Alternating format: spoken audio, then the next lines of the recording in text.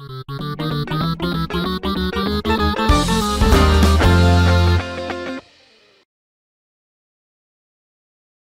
everybody. Welcome to Game Mess Mornings with me, Jeff Grubb, your host from giantbomb.com. Thank you for tuning in. In this episode, we're going to be talking about whether or not your PlayStation games expire and horror gamers are continuing to feast. It's going to be a good one, everybody, because we have Jan Ochoa on the show. Jan, how are you doing? I don't think I've ever been on a Monday yet. Yeah, I know. I mean, who can say at this point? I'm glad you're here, though. You were out on assignment last week, so let's get you on this episode. Start off the week right. You have any chance to play any games over the weekend? I was pretty busy myself. I was pretty busy. The problem, Grubb, is despite me being very busy, all of us being very busy, a lot of good games coming out. I really want to check out and spend more time in Soros. It is just so easy for me to fire up Pokemon Champions. I'm glad, though. I mean, this is where, like, the natural state of things. We want it to be here. We want you just checking in on Champions. I'm glad it's so playable for you. And it's interesting because some of my normal friends have also gotten into it, and it's interesting to see where they're approaching the game with relatively new knowledge versus. I'm not saying I'm an expert by any means, but you have arcane knowledge. Exactly. I have studied the blade. And it's interesting seeing how they approach the game versus, me that I've like, I guess, studied it for like a couple gens now. So that's very interesting. Also, the heat on the street right now, Grubb, Titanium Court. Yeah, I'm going to try to play some of it before we have the Bombcast tomorrow. Have you touched it at all? No, I can't help but think the dude, like the blue guy that is on the game, looks like Dan Reichert with hair. Oh, sure. Yeah, okay, yeah, good point. You're right. That's what we're not going to be able to play it now because of that, of course. No. I want to play it before the Bombcast. Like I said, I'm still trying to beat Soros. I'm not having any trouble like progressing. I'm just having trouble finding the time to like get a run in. Yeah. Thankfully, as I get deeper into that game, the runs have gone from like 30 minutes to like 20-ish minutes. That's a big chunk of time saved each run. So I am like, okay, I'm feeling like things are going even faster and I'm getting better. And I one-shotted the third boss. That felt really cool. So it's like, yeah, okay, I'm into this thing. I just need to see it through now. I think I'm pretty close to the end and enjoying it more and more for sure. And I'm looking forward to actually writing that review. Going to try to do that early this week, everybody. Yeah, there is that review in progress that you recorded with Mike and Chuck. If folks are curious at all about Soros, I suggest you go check that out and see where Grubb is at with his thoughts on the game there. Yeah, there's a couple things like I talk about how I learned in there that will help you when you first start playing the game as well. Some stuff is like available right away, and they don't just like scream it in your face. They wait to sort of reveal it to you. Other things you'll have to unlock, and I kind of touch on a little bit of both in there. Just real quick, Grubb. Like I understand Please. that there are people that want like definitive thoughts on a game, like at game release and everything. They want that review, but I also really appreciate the value of hearing your thoughts as you were still like marinating and formulating them on a game. I don't know if that resonates that much with the audience, but I myself appreciate it. Yeah, I think as long as people are getting all kinds of different opinions, I think it can be useful because I do think a handful of people are going to go through the same experience I had of starting off a little bit cool on the game as the early runs just aren't as engaging as it gets here pretty quickly. I think Dan went through something similar. I'll let him speak for himself on the Bobcast, but talking to him a little bit, it was like, yeah, we kind of had similar feelings early on, and now we're both playing quite a bit more. So, yeah, I think this is an experience, an arc that people are going to go through. So kind of getting that in the middle is a good sample of like, what are you going to feel like 7 to 8 hours into the game? Yeah. Well, that's where I was when I talked about it. So you can kind of see for yourself. All right, let's get into things and let's explain ourselves. We're Giant Bomb. We're independent games media. Go to giantbomb.com/join and become a premium member to ensure the future of independent games media. If you do that, you get that feeling of knowing you're putting your money where your mouth is and making sure that we can keep doing cool stuff on this website that we like, that you like, and we appreciate everyone who does support us. It means the world. For those who do, you get ad-free versions of our episodes. You get a bunch of premium stuff, Portal Pals, 9 Lives of Mr. Mistopheles. You guys are not ready for step on these. You guys just wait. You just wait, and that's a little... You're not ready for it. We got plenty of stuff happening, everybody. You should support us. And if you cannot financially, we get it. Come hang out. Tell a friend. Be in chat. Be in the community. Just like be a part of it. That also makes things feel alive and vibrant. We're thankful for you as well. As far as this show goes, most weekdays, Jeff Grubb, will help piece your gaming life back together. That includes breaking news and maybe even some of our own original reporting. For all these topics, I'll get the input of a bona fide expert who will make me look smart. If you were watching live on Twitch, welcome. You can always listen to the show later on podcast feeds by searching for Game S Mornings, or find the RSS feed on giantbomb.com. You can also catch the show later with chapters and timestamps on YouTube. Hello, YouTube. All right, we have a lot to get into, so let's start the morning mess with Sega releases an Alien Isolation 2 teaser, suggesting more news is on the way. This comes from Chris Scullion over at VGC. Sega has released a teaser trailer for Alien Isolation 2, suggesting more news is coming in the near future. The trailer, which was posted on the official YouTube channels for Sega, Alien Isolation, and developer Creative Assembly, is titled False Sense of Security. The mainly dark 25-second video shows a door unlocking to reveal a raining outdoors area, followed by a brief shot of an emergency phone booth, which served as the save stations in the original game. The video's descriptions give no further information on the game and simply says, a feeling of being safer than one really is. This is merely the definition of the video's false sense of security title and appears to refer to the save stations themselves. The original Alien Isolation was released back in October 2014. This game was announced, Jan, you might remember, back in 2024 already. It's 2026 now. Man, already. Been 2 years. So it probably is time for them to start talking about this a little bit. Like I said, they didn't, then like the story says, they didn't provide a lot of other information, but they do seem to be suggesting they're going to talk more about it soon. Is this one of those games that shows up at Summer Game Fest? 100% Grubb. I feel like we're this close in proximity to SGF where we're going to start seeing teasers for games that are ready or, just games to be teased. I am 100% sure this will be playable on the show floor. Yes, I think I'm with you on that. People are pointing out, rightfully so, that this happened on April 26, 426, which is a reference to, what is it, LV 426, the planet from the original Alien movie. So that's kind of become the de facto Alien Day, like May the 4th and all these other days that are now happening. Yes, March 10th, which is Mario Day.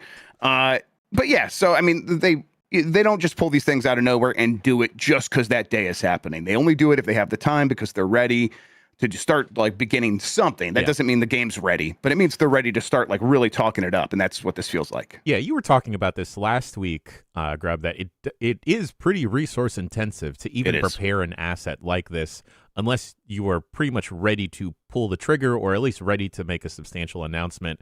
The original Alien Isolation was a game I was always curious about, just didn't have the means to play at the time.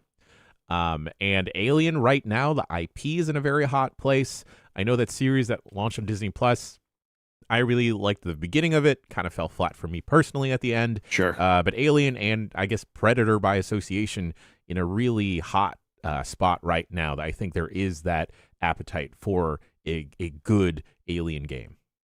Yep. This is a game that does seem like a lot is still happening, though. There's a job posting that Chris Scullion goes on to talk about, saying that, working on Alien Isolation being built in on Unreal Engine 5. So they're still hiring up, still trying to get that team, beefed up as much as possible. Although that's teams will do that up and through release because the games will continue to get support after they come out. So they'll still need people to come in there and help out. Yeah, well, Alien Isolation 2, I think my understanding from the fans, I played some of it, like a little bit, not enough to go like to do the thing Jan I like to do of like, oh, I get it. Yeah. I wish I had played a little bit more, but not far off. And this is definitely one of those games, Alien Isolation, that I think would be ideal for playing enough up until the point where you could say, I get it, because my understanding is the main criticism is it went on a bit too long. It just kind of gets dragged out.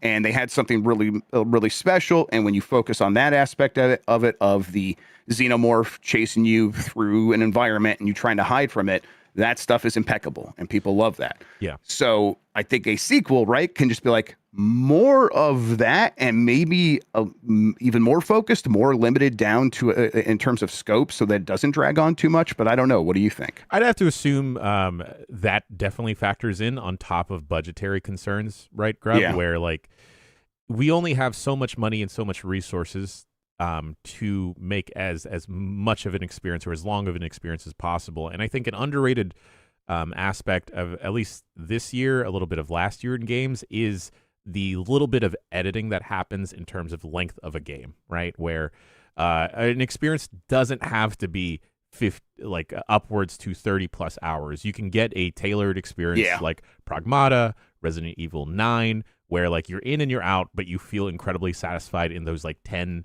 to 15 hours. And if that is what Alien Isolation 2 is going to bring, I'm all for that. Yeah, I mean, I really do hope that publishers, developers working in this particular space of big name, whether it's video game IP or movie IP, but big name, follow-up, sequel, action adventure game, maybe it's in the horror genre, kind of just follow Capcom's footsteps here. I think you laid it out perfectly. It should be about as long as Pragmata or Resident Evil Requiem. We're talking, 9 to 15 hours. Yeah. And then go a little bit deeper. Focus on the isolation part. Focus on the interaction between the player and I kind of hope still just one xenomorph, maybe two. So you can really just like work about or if you're the designers, focus on the interplay between those couple of characters. And I think that could really, really work. And then it comes down to, can you really take advantage of the more powerful CPU and have smarter AI for these characters going forward? To me, that would be enough. Yeah, and Grubb, an understated thing about Pragmata and RE9 is the replayability, right? Where I don't normally try and 100% games, let alone go for a new game plus. I've done that with Pragmata because I'm just so hooked on how the game feels. And if Alien Isolation 2 can just nail that setting, like you've mentioned, fire off on all the bells and whistles in terms of like the look and the vibe, but also back it up with something that is like kind of fun and adrenaline pumping to play, I could see this being sticky. Absolutely. I'm looking forward to kind of seeing more of this, and I definitely want to play some more Alien Isolation. So I know that runs great on Steam Deck, but that might be one of those ones that'd be fun to save for October and play it during the spooky season. I saw some people firing off in chat that there's a VR mod for it. Okay, that could be fun. Yeah, man, that'd be terrifying. Or maybe we get to save it for August. Yes, that's right. We're jumping the gun. We're scaring everybody 2 months early, just like we always do at Giant Bomb. Everybody. All right. Summer Game Fest. Hopefully we see it. Jan, I'm with you. I hope that means we get to play it. Let's see. We'll talk about it more then. 100. All right. Up next, PS5, PS4 game expiry DRM concerns escalate as Sony remains silent on issue. So this happened over the weekend. People are freaking out about this, rightfully so, although maybe it's not like an official position of PlayStation that has changed. This seems like it could be a bug, but let's get into it. Sammy Barker over at Push Square writes, "It's early on Monday afternoon as we update this article, but we're still waiting for comment from Sony on the PS5 and PS4's alleged DRM issue." And this is an update, but it kind of goes over everything, so I'm going to stick with the update first. "We outlined all of the problems earlier in the weekend, and the story has barely moved since then. We have contacted Sony for comment, and we've yet to receive word back. But a new video from Modded Warfare does provide a pretty good summary of the problem. As noted previously, this issue only appears to affect newly purchased PS4 software for now. There's still uncertainty around whether PS5 is impacted as well.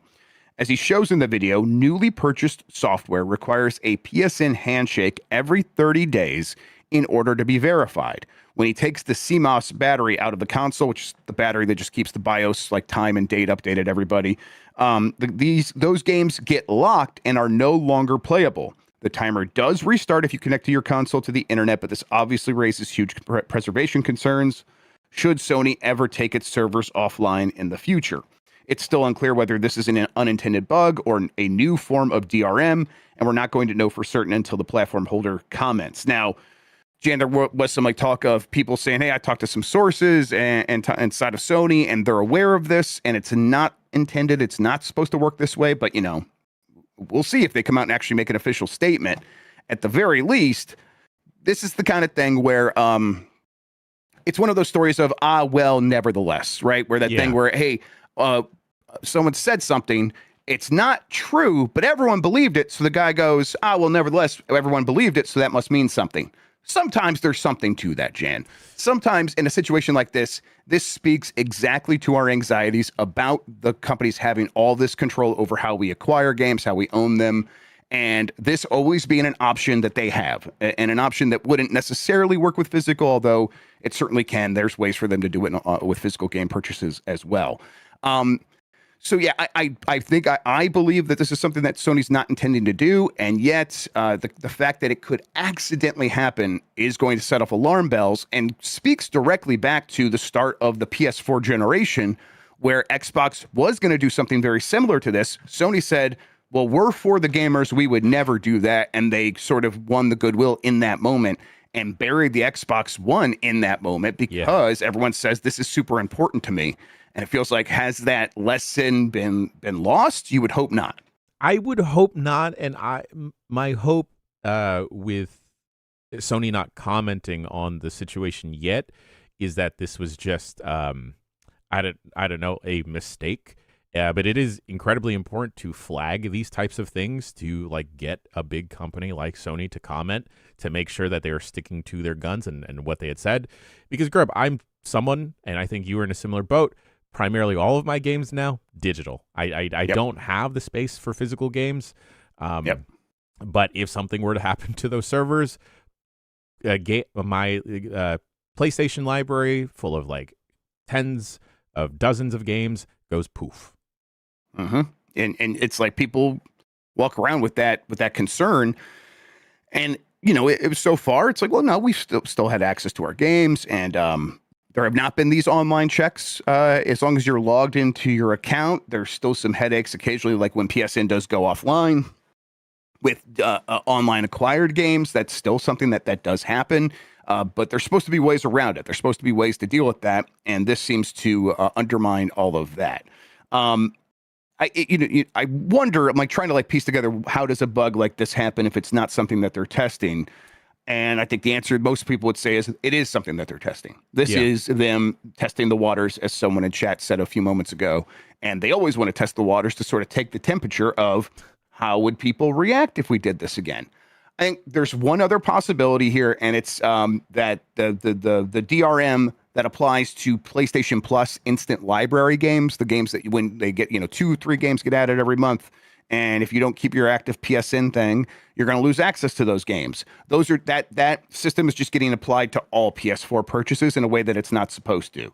That would be my sort of like, let's give them the generous benefit of the doubt, which, I don't blame anyone for not wanting to do that. And clearly this is something that there's conversations internally at all these companies about doing stuff like this all the time. So we don't have to actually give them that benefit of the doubt if we don't want to. Yeah. Hold them accountable 100%.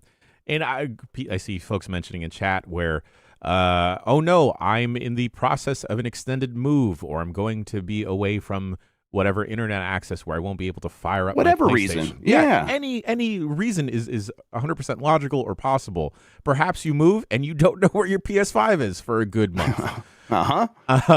Those are instances that can and will happen to folks, and if that means they lose their library, what the heck? Yeah, I mean, it's certainly the situation that I remember coming up with Don Matrick and the Xbox One. In that moment at E3, when it was all kind of coming crashing down around them, was like a sailor being like, hey, I'm going to be on a ship for months at a time with no internet access, because that would be bad for our security as a military operation. So I want to be able to access my digitally purchased games on here, or any game that I put into the system, Xbox. And he's like, hey, well, we have the Xbox 360 for that. And it just like all fell apart. And it's like, yeah, I mean, there's going to be people who are edge cases who are going to buy games and then want to play those games regardless of whether or not they have the internet. And, the idea of the internet being another thing that was additive to games, but sort of became this method of deterrence for DRM, for these companies. It's like that was never part of the deal. We used to be able to just buy these games and play them, and now you're trying to get in between that to make sure that no one's getting around something, or then Xbox is like selling used games. Now this is not going that far, but it's on that spectrum, and it leads to all of those negative things that people would worry about. And we do know that these companies, Sony, in a recent earnings call to investors, when talking about the PlayStation brand, said the strategy right now is not to grow the audience. It is to make more money from the same audience. And they're going to find ways to nickel and dime all of us who are in this space. And that is going to lead to some negative decisions that could be right along these lines, right?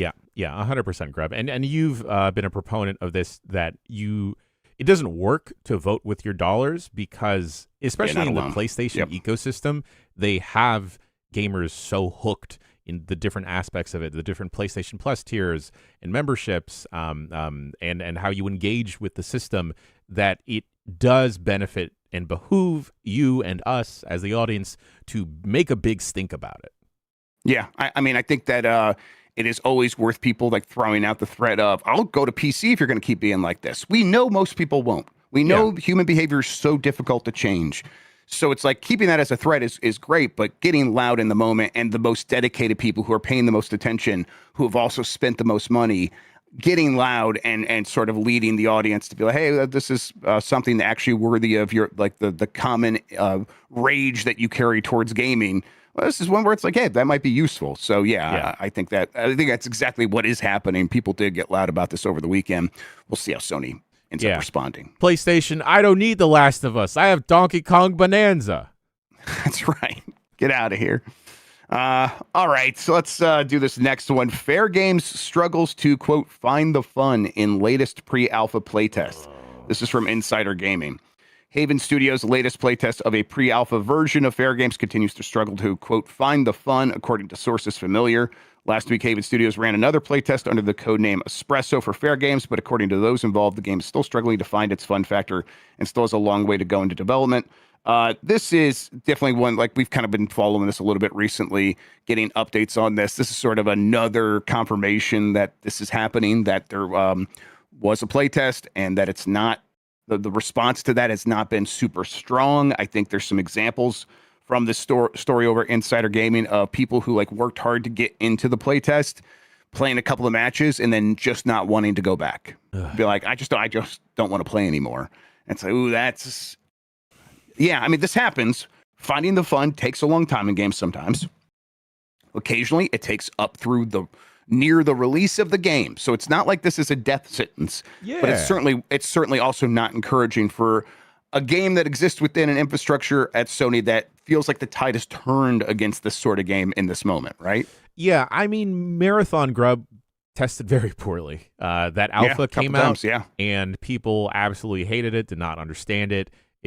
From my understanding from talking to people that played that, it was just not fun. Even people that are diehard Bungie fans, it was not a good experience. Even people who like love Marathon now, compared to how Marathon is received with those similar audiences now, where it is like, this is the go-to game. Not quite an Arc Raiders yet, or at that level, but a lot of people are doing runs all the frickin' time. So hopefully FairGames can get it into a good position. But I don't know, Grubb. I have no idea what this game is supposed to be. Yeah, my guess continues to be a sort of very light extraction game, but mostly payday. Payday with, like, again, it's those bright, colorful smoke bombs that go off and hype music videos. And when you're watching Red Bull stuff and they have all those things going on, it seems like a game with 50 of those going off at once, and then a bank heist. Am I okay? I'll check that out, I guess, as long as you find the fun. Well, okay, they haven't done that yet. The game's not canceled though. It's not been scrapped yet. This is a test that just happened. So all these other things getting shut down, this one continues to skate by. Do you think FairGames actually comes out one day, Jan, or what? I don't know. This feels very peculiar, because this is like an untested, uncharted territory to continue giving a very long leash to, versus any of the proposed and now canceled projects like The Last of Us multiplayer game, Factions, the Factions, or the Spider-Man multiplayer mode, where it feels like this is a no-brainer. These have tested and gigantic audiences that people want to stay engaged in that universe. But FairGames? Yep. We were talking about Sony and stuff, and you mentioned the Spider-Man multiplayer game. I didn't make this a headline because it just seemed like a story that kind of ended up in a non-story position. But there was rumors that the Venom game had been canceled because one of the actors was talking about it. It's like, oh, that was going to happen, and now it's not anymore. And Jason Schreier said that this isn't true. I don't think Venom is like going to come out suddenly out of nowhere. Obviously that team is working on Wolverine right now, but I think once Wolverine is done, I think they will shift back to Venom. I don't think Venom has been like scrapped, and I don't even think it's been shelved or anything like that. But the last I heard, it was like, yeah, that game could still come out. Like, yeah, that's how it was phrased to me from inside of Sony. So it's like to me that always screamed, Wolverine's taking up a lot of the oxygen, and they just can't make decisions like that until that game gets in a good place. Grubb, I may be an outlier here, but I didn't really enjoy the Venom segments from that last Spider-Man game. I wasn't like crazy about them, but I certainly saw like, they'll probably make a Venom game. I just feel like they're doing themselves, or it is a disservice that Wolverine, I'm going to assume, is going to be a good to great game, only to release Venom a couple months later, maybe a year later, and it is lesser experience than Wolverine. Yeah, I mean, I think that it being an expand-alone is probably still the right bar to set for Venom, right? Very similar to Miles Morales. So if you kind of like boil it down to like the funnest stuff and just make a game based on that, I could still see that working. If it's a Venom Christmas game, I change my mind. I hope all of their standalone games, their expandalone games, just take place during Christmas. That would rule. That's one of the best intros to a game. Swinging through the mall in Miles Morales. It's Miles Morales where that happens, right? Yeah, that stuff owned. All right, let's keep going. Actually, let's take a break. We're going to take a quick ad break, everybody. If you want to skip out on these, there's a way to do that. giantbomb.com/join. Premium members get ad-free versions of the show. We will be right back.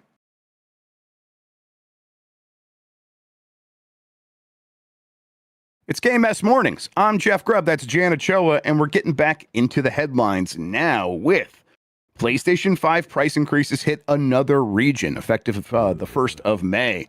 This is from Liam Croft at Push Square. Sony's recent PS5 price increases are expanding to Southeast Asia. We call that the C, with new prices taking effect May 1st, 2026, according to Push Square. Console prices are supposed to go down, of course. That's not happening anymore. This is another example of it just continuing to spread, and it's this like when it happens in a different region other than the United States, Jan, it's a reminder that's like there's a multifaceted number of reasons why they're raising prices. And I remember when this like was first really like we were always seeing like pressures to keep prices higher for consoles through the last couple of generations now. But especially this generation. And it really did start with like early demand and then tariffs. Tariffs were the thing like, oh, man, they got to raise prices because of tariffs. And then since it's like, no, inflation kept happening and component shortages and then worse component shortages, like way worse. And it's like, oh, yeah, they need to raise prices everywhere. And then on top of that, when they release it here, when they sell something here, it's like all of those same reasons apply. And then tariffs are still on top of that. So, obviously some tariffs got repealed, but not all of them. And he's still trying to do more of them. So that uncertainty exists. But man, this is the kind of thing where, we're just going to be in this cycle of they raise the price there, and then they're going to raise the price here again, and then they're going to raise the price over here, and then there again, and then back over here. And it's just going to be this swirl of increasing prices forever.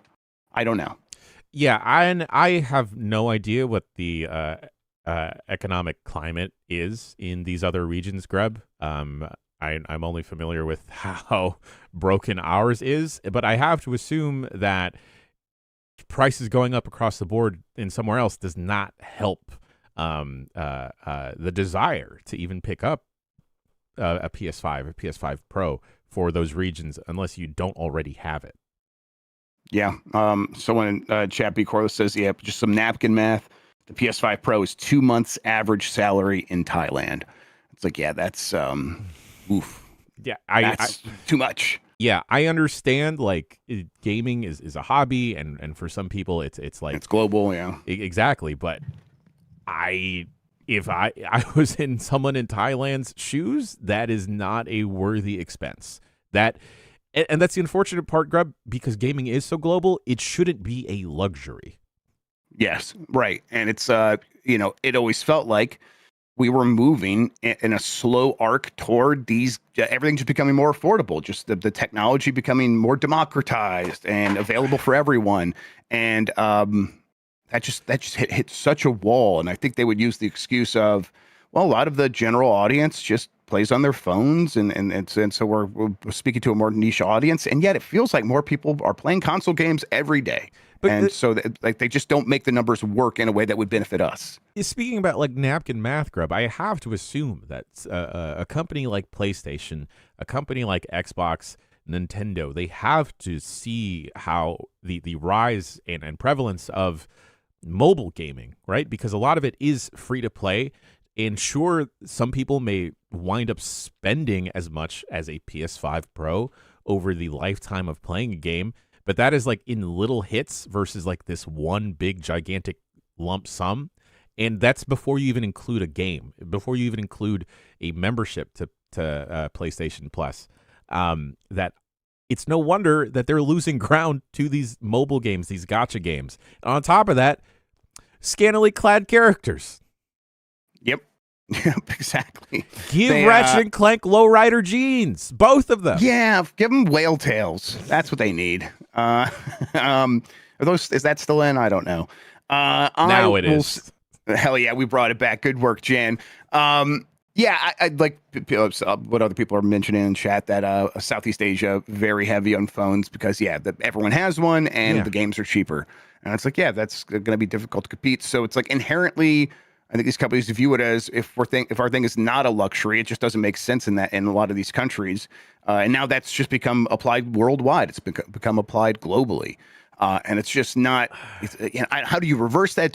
Are they interested in reversing it? Because it just seems like it has limited them in so many ways. And it's a bummer, Grubb, because I feel like this also kind of stalls the creative aspects of these different audiences overseas as well in Southeast Asia, where there is like a burgeoning game development scene.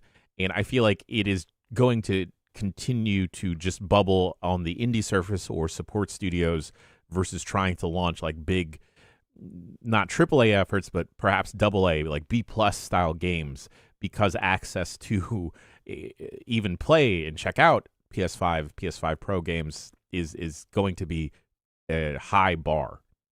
Yep. I think again, all these various pressures from all these different angles of, do we keep these games exclusive and try to grow the presence of our console?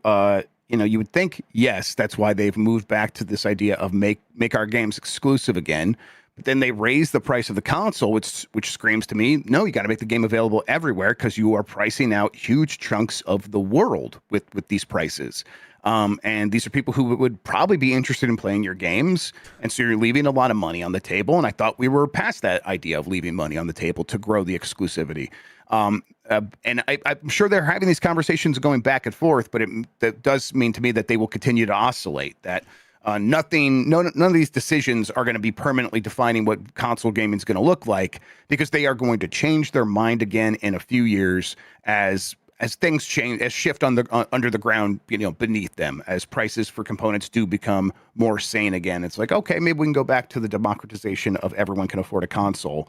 At that point, it might be too late, because there could be a lot of people who just did decide to go all in on mobile or PC, and they've bought into an ecosystem. I mean, that is the story of Xbox here at the end here, where it was, they had a rough generation during the generation where people bought a lot of digital games, and Phil Spencer's like, everyone got their console library on PS4, and now because of that, they had to buy a PS5. And if people do break free because they can't afford PlayStation, that could sort of break the spell that Sony has a little bit. I think they're not worried about that because for most people, where are you going to go if you're not if you're already in the ecosystem? You're probably going to just continue using that ecosystem. So you're sort of locked in at that price, right? Yeah, you're locked in at that price, whether you're already in the ecosystem or you're just outside looking at it.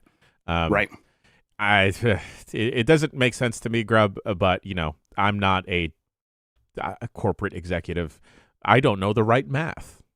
No, I don't know any of them. No. Wrong maths. I don't even know those. All right, let's keep going. That's why, I'm continuing to play Professor Layton. They always give you one like a riddle that's like, wait, is this one actually a math problem? And the answer is always no. It's like you just got to read it right, and it turns out the answer is usually just 0 or 1. And you got to be clever enough to figure out like what they're trying to ask you.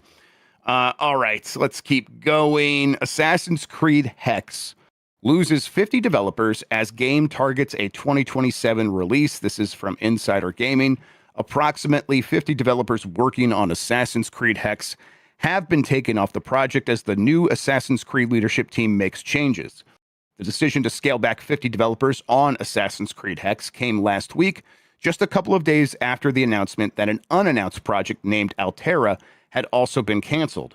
It's understood that around 50 developers have been moved from Hexe to Ubisoft's Inter-Project team, which is home for developers who are not assigned to a project at Ubisoft.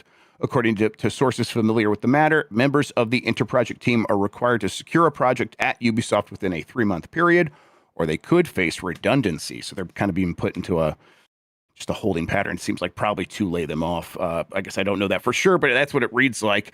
As first mentioned by ex-Jonathan, Jean Guzden, who began overseeing the Assassin's Creed franchise earlier this year, has decided to remove the cat companion feature from Assassin's Creed Hexe. Instead, the game will take a more grounded approach to witchcraft, with the game's protagonists understanding the science of chemicals, etc., and so on, to be like, oh, yeah, a more grounded take on witchcraft. Why witchcraft? People might be like, hey, what is going on here? This is the one that takes place during the Holy Roman Empire, and it is about witches in Central Europe at that time.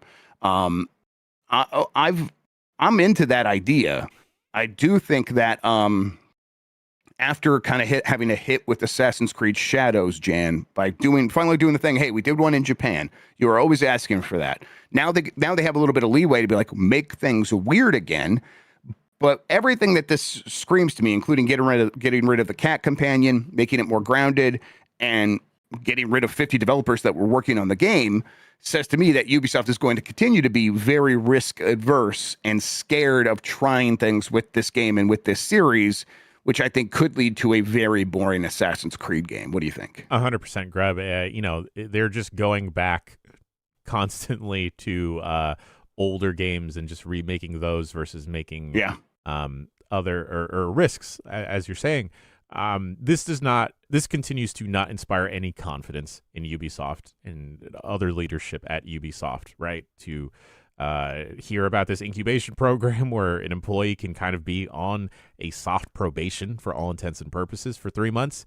That's poor direction. That's bad leadership if you cannot find a place for your developer to go to and apply their skills and work at. And to lose 50 devs, that's one thing, but also, again, to like kind of continue to fall out of favor of the court of public opinion. Do they not know that people love cats? Yeah. Like cats, it feels integral to the whole mythos of witches and like familiars. Even if you were going to do something grounded, like if you were going to suggest like, oh, maybe there's something actually magical underneath here, the cat would be a great way to do it. I mean, this just says they were trying something and they couldn't get the technology to work, and so they're coming up with an excuse of we're going to make it more grounded, but I don't know. Y'all made hawks and birds work. Yeah. Just do the same thing for a cat, but down. Right. How hard can it be to have like a cat follow you around and be a companion character? I mean, Assassin's Creed is definitely one that they want to be careful with, because when it sings, it sings. It makes them a lot of money. When it does really well, it does very well. But again, I think you're coming off of what I would view as a safe one with Shadows. And I do think people are going to say, like, okay, well, what else do you got? And the answer to that probably should not be basically another one of the same exact games with a different checklist map. And it's, oh, okay. Yeah, I hope that's not the answer here. Yeah, and I can already feel the chuds storming at the door of like, wait, this one's a girl? Yeah. Ew. Yeah. I mean, Assassin's Creed famously risk adverse to that as well, where multiple times the team working on the game's like, all right, we're making this game with a female hero, with a woman as the lead character. And the publishers, the people, the executives at Ubisoft will come in and be like, well, what if you had two options? What if you could be a boy or a girl? Yeah. And that's happened over and over again with this series and with a bunch of games at Ubisoft. And it's that risk aversion that you're like, yeah, that's coming for this game as well. It seems to always come for Assassin's Creed, and we're in the process of watching that chip away here. So by the time this game launches, I won't be surprised if that changes, Jan. Yeah. Yeah. She like, oh, y'all like witches, but what about Merlin? Merlin was cool, huh? Yeah. I mean, Merlin was cool, but I'd rather have Merlin just be like a dude you talk to, like you find or something like that. Yeah. They always have him be the Leonardo da Vinci character, like from early Assassin's Creed games. I have to, if this game comes out, which, I hope it does, because I hate to see a game get canceled. You need to be able to drop a cauldron on someone. I look, they can make whatever game they want. I'm going to play the mod that just has me play as Sarah Jessica Parker's character from what is the damn witches movie that all the kids still like? Sarah Jessica Parker.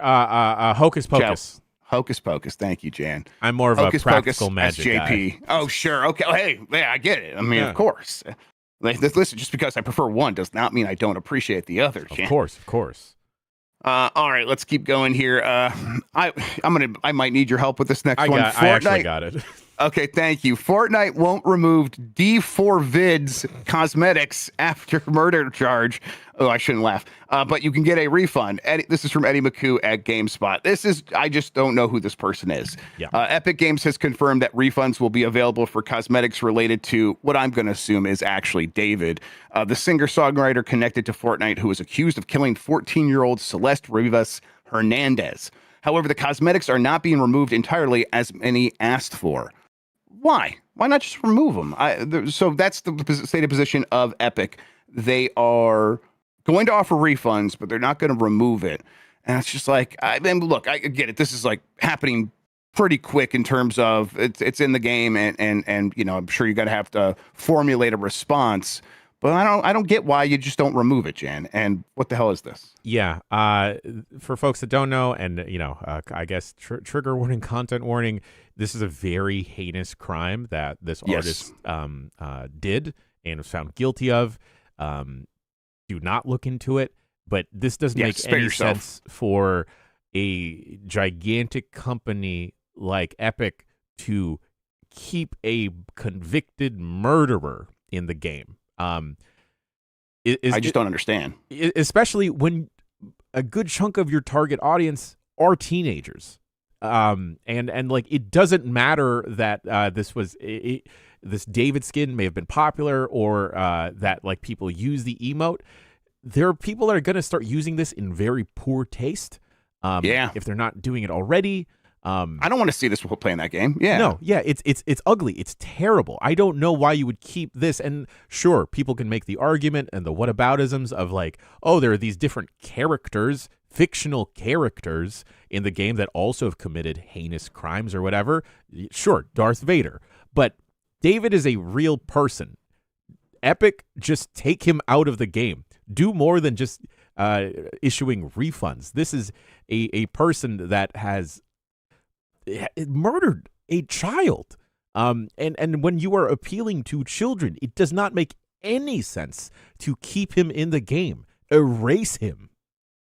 Yeah, it's I think we might be early in Epic's response to this. Yeah, go ahead, Jan.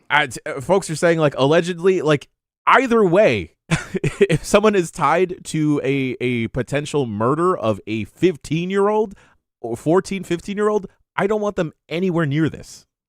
Yeah, I think that, yeah, right. If there's any sort of, I think it'd be the safe thing to do here is just be like, let's take, because I think you're right, that the use from the community could be in poor taste, and you cannot control that unless you just remove the option.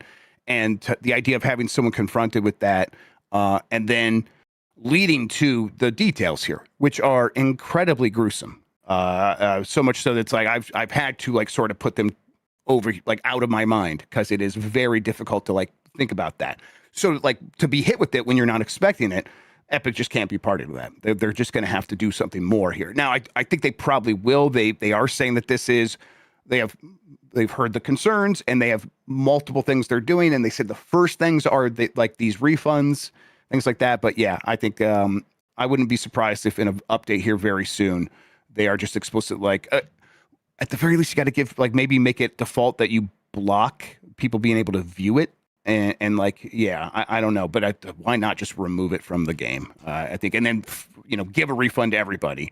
It's got to be worth it to just get rid of this and completely lop it off from the game. And Grubb, this is just one aspect of this artist's like wrongdoings. If people look into the case, this isn't the only heinous thing he's done and participated in. And Epic, if you're going to continue to appeal to children, you actually have to respect and protect them. And I know that is a gargantuan task for some game companies to actually think of the children and younger audiences, but you have to fucking do that. Yep. And we'll reiterate everything here as far as we know has been alleged by the claims here, and hopefully we just get the truth and justice is served. Oof. All right.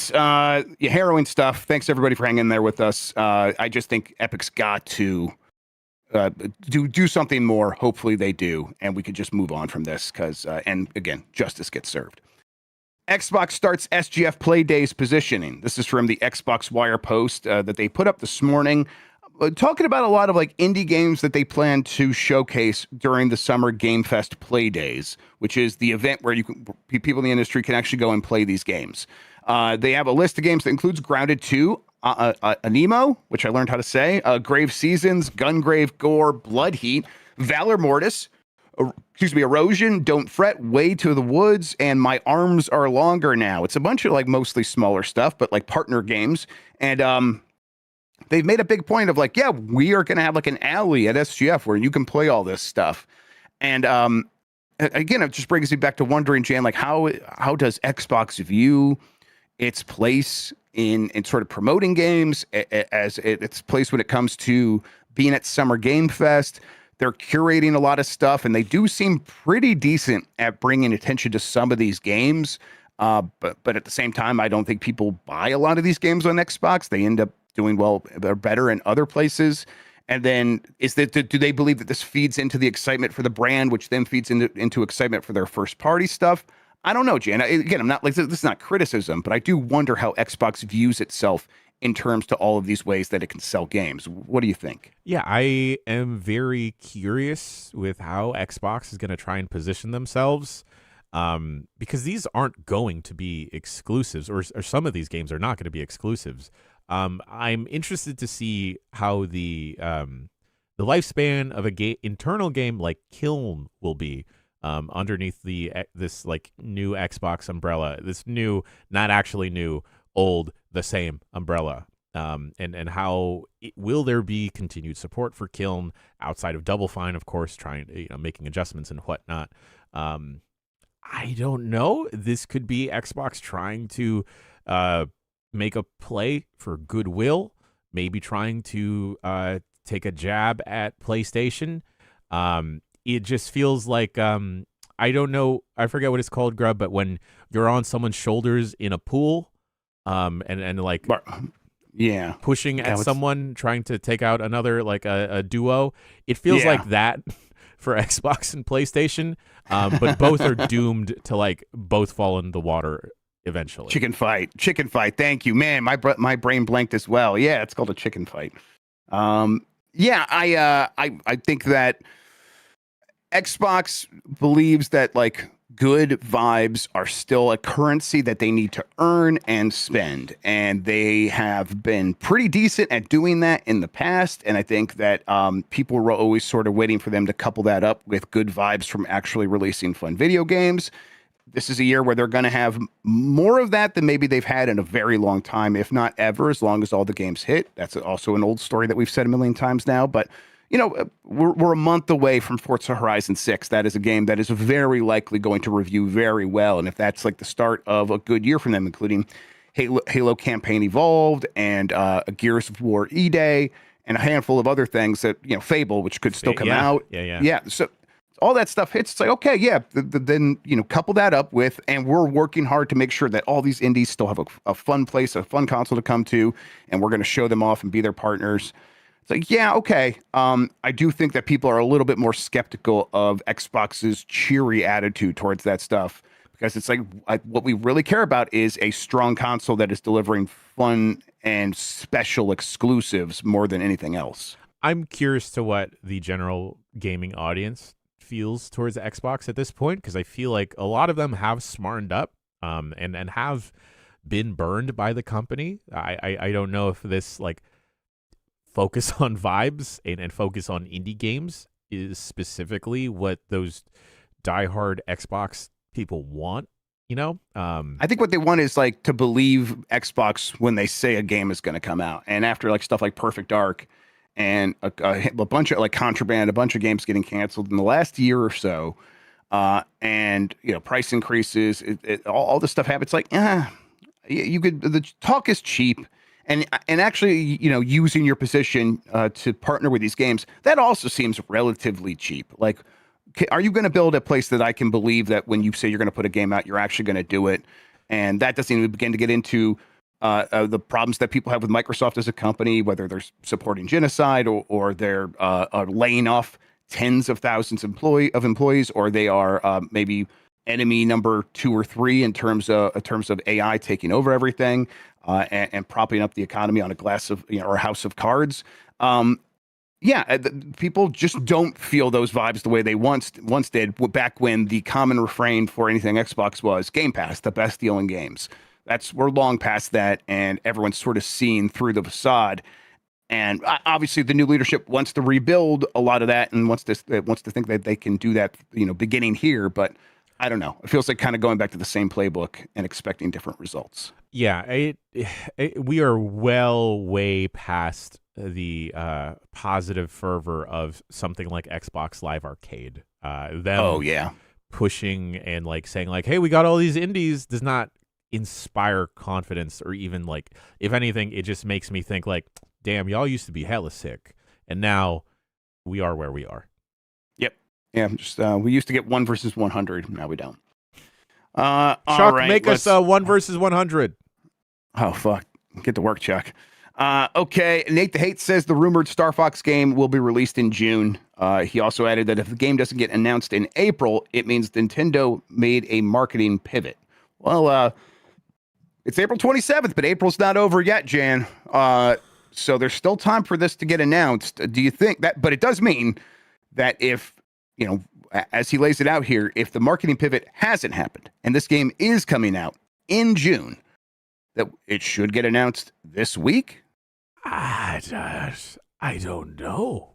Grubb, this feels so... I've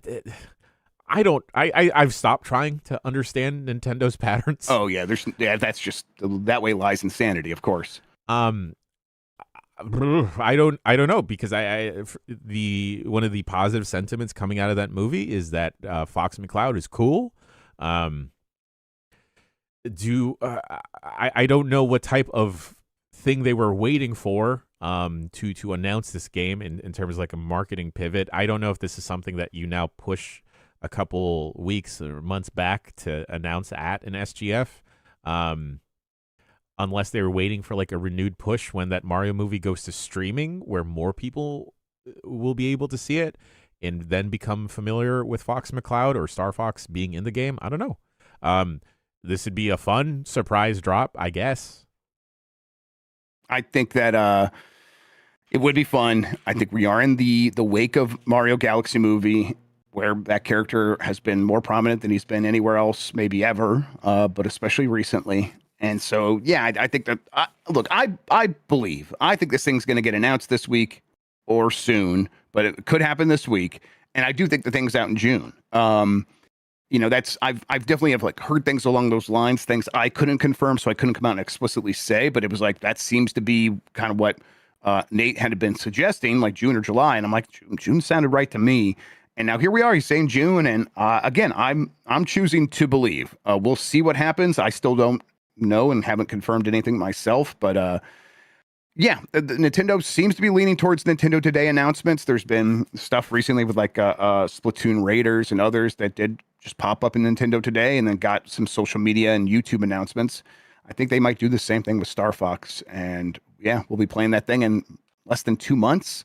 I hope it's awesome. I hope Star Fox does well. I hope it's back. I'm very ready for Star Fox to be my new hyperfixation because he seems very cool. He's very cool. He really is. Speaking of cool, a Metroid movie may become a reality as 2 studios battle for rights. This story, God, I did not get where this came from. I think it was like Nintendo Everything or something. File this one under, yes, this sounds plausible, but I shall maintain a healthy dose of skepticism because with Nintendo now well on the way to delivering its Legend of Zelda movie after Super Mario's recent success, it sounds like Metroid might be next in line to receive an adaptation. As reported by .esports, there was a post on social media that says that Nintendo is actively pitching a Metroid movie with Sony and Universal in a heated race to secure the rights. Those are the 2 companies that are working with Nintendo right now on films. Universal obviously doing the Mario movies, and Sony's doing the Zelda movies. I think there's this idea right now that after the Mario movies did so well, that Universal is kind of kicking itself for letting Sony get Zelda, and they don't want that to happen again. So they're like, we need to really make sure we lock down other Nintendo IP. And Sony's like having the Sony Pictures again is having the idea of like the same thing, because it seems like they're beginning to believe in the Zelda movie, which to me is like, all right, what does that look like? But that's probably just because Mario is doing so well. Jan, it's Hollywood. These stories happen all the time. There's just like Halo. There's been a number of times where a Metroid movie has been in production, and it's never it has not happened yet. Is this time different? A little different, yes. Grubb, right? With different. The success of the Mario movies, and Nintendo has to also see and recognize the success of the Sonic movies doing incredibly well. There's the Zach Krieger Resident Evil movie coming out later this year. Yes. The logo for that just dropped, and surprise, surprise, it's just the Resident Evil logo, but in black and red. I more so understand this from the studio standpoint of everyone seeing the heat that Mario is drawing and trying to battle for those rights. That doesn't necessarily mean anything will get made, but those rights are hot right now, right? We're gonna start seeing battles for those movie IP very, very soon, and it's gonna start eking out outside of Nintendo. I fully believe we will see a big Ratchet and Clank movie, and I know we did have a Ratchet and Clank movie, but I feel like another one soon because these studios are going to be like scrambling for what is the next big video game adaptation. It happened. It was a very slow burn and eventual process with comic book IP, but look at where we are now, 20 years later after like the MCU. It's going to be the same thing with video games in just a few. Yeah, I think I think the big thing is Nintendo when it's pitching these companies can be like, look, if a character is in Smash Brothers, they are popular enough for a movie. Because those games are so popular, there is a massive audience of Smash players that are very familiar with these characters from that game, and Samus is like one of the key ones there. So I think that means we eventually get like one for a lot of the main characters that were big in Melee, like including Captain Falcon. So yeah, I think we kind of get everything eventually. All right, that does it for the headlines, everybody. We got to start wrapping up this show. Let's see here. There's no poll question. It's a Monday. We did the Bomb 12 on Friday. The Bomb 12 has been updated on giantbomb.com. Go check that out right now. You scroll down, you can see what the list was from last week. But then you can also go to the Vote Here button right there on the left-hand side. There you can find the form to submit your game that you're playing this week. We'll use that to collate and come up with the Bomb 12 for this week on Friday. We look forward to doing that. So go make your voice heard. We'll have a new poll question. Let's do that right now. Actually, have you played Alien Isolation? Yes or no? Those are your options. We'll talk about that and get the responses on Wednesday for Game Mess Mornings here on Giant Bomb. Speaking of Giant Bomb, tomorrow's the Bombcast. Wednesday's Blight Club. Thursday's Voicemail Dump Truck. Friday is UPF. What else do we have happening, Jan?